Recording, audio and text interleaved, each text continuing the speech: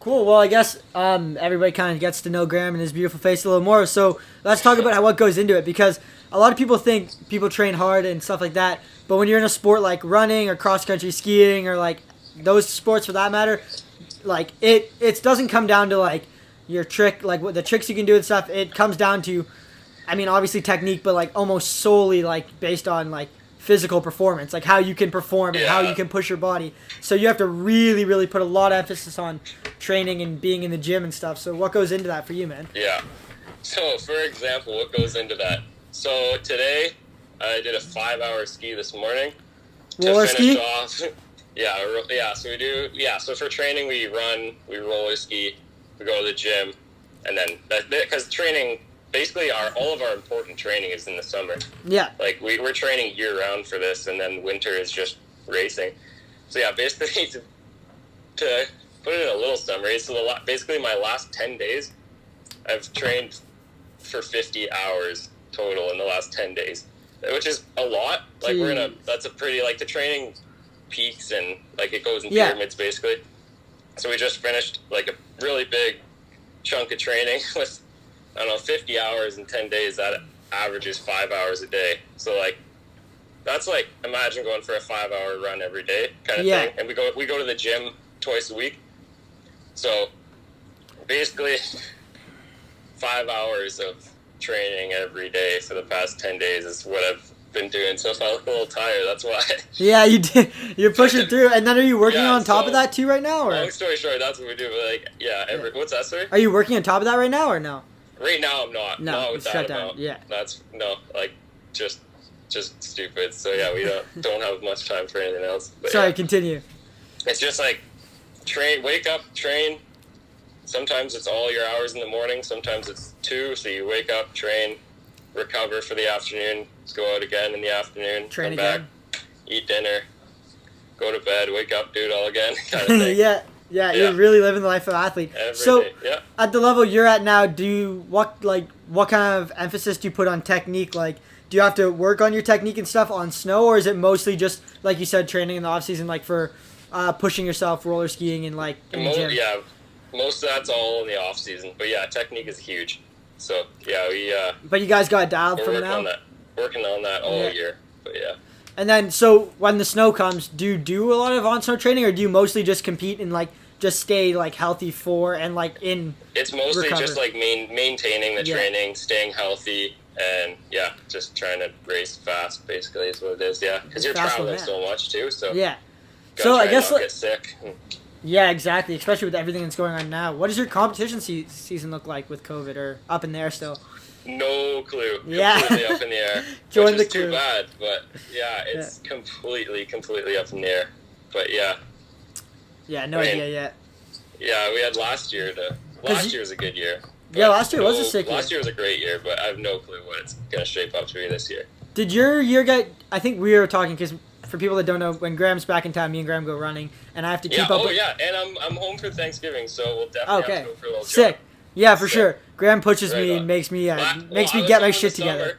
I was home in the summer. I texted this guy. I was like, "Hey, come for a run," and he texts me in the morning up, and he's like, "Oh, sorry, man, I can't make it." Oh, come on. I was lazing around, man. I was lazing around. Oh yeah, we're gonna grind out some good runs. So yeah. We had a good battle in the spring going on Strava there for those who didn't see that. In the spring, for people that follow me on Strava, Graham was beating me, but I don't like to be beat, so we were running.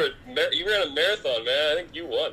I ran a marathon, but Graham probably put in overall more kilometers. But we were pushing each other. We were running like 20 kilometers in a couple days, or in a day. Sorry, it was pretty brutal. Yeah, it was fun. All right, well I guess What does your competition season look like normally? Like how many comps do you have, like throughout a course of not a COVID winter, a regular winter? Yeah, so we normally start in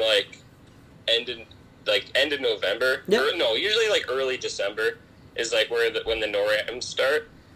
So we race like 4 different NORAM circuits, or 5, because like nationals is also a NORAM. Mm-hmm. So we travel to all the NORAMs, and then from those NORAMs they give you opportunities to qualify for World Juniors or like U23 World Champs or like Senior World Champs or World Cup. Yeah. So basically last winter, my season was, we were out west racing NORAMs before Christmas, and those races, that was basically just a NORAM just to start off the year, and then we had another one right after Christmas, and that was actually a qualifier for U23 World Champs and World Juniors and whatnot, and I was fortunate enough to qualify for that, so then I got to go race in Germany at U23, so that was pretty awesome. And then we were back to Canada, and then another NORAM, and then that was to qualify for World Cup, and then again was lucky enough to qualify for World Cup. So I was actually I raced my first European World Cups last year, which was super cool. Pretty gnarly. Awesome experience. Oh man, it was next level for sure.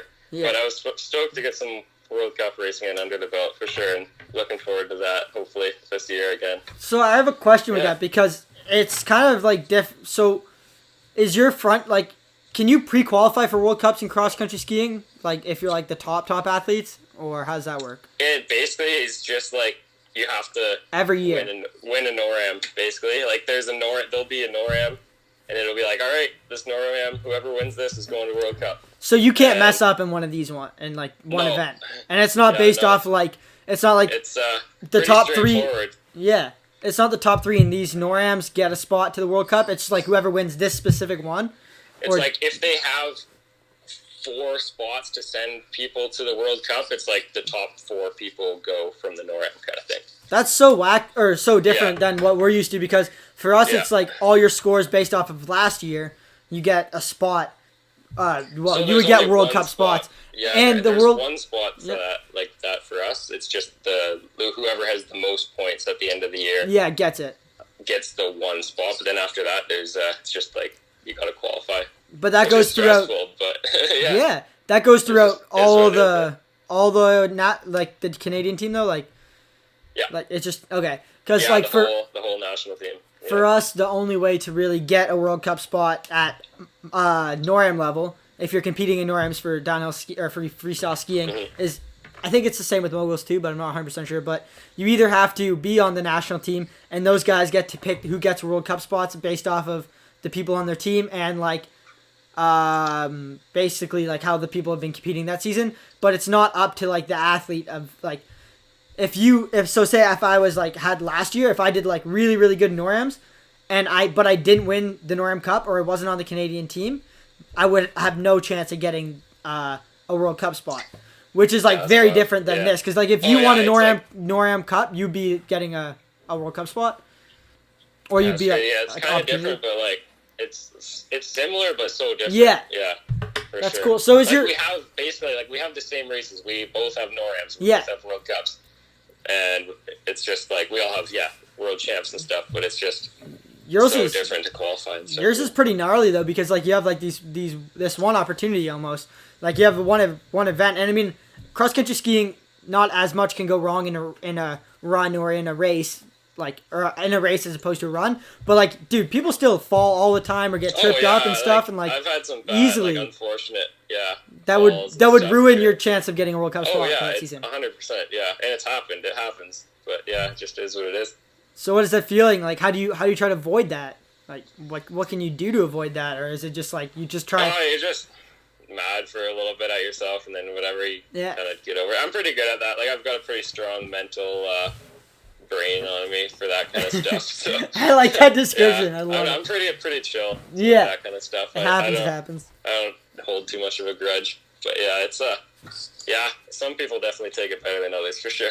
Have you ever had somebody like ruin your race by like running into you or like not tripping you up? For sure. I try and like not let that happen, but definitely. Like at U23 World Champs last year, I had basically just had someone rub me out, and it was can't catch up after that point. Yeah.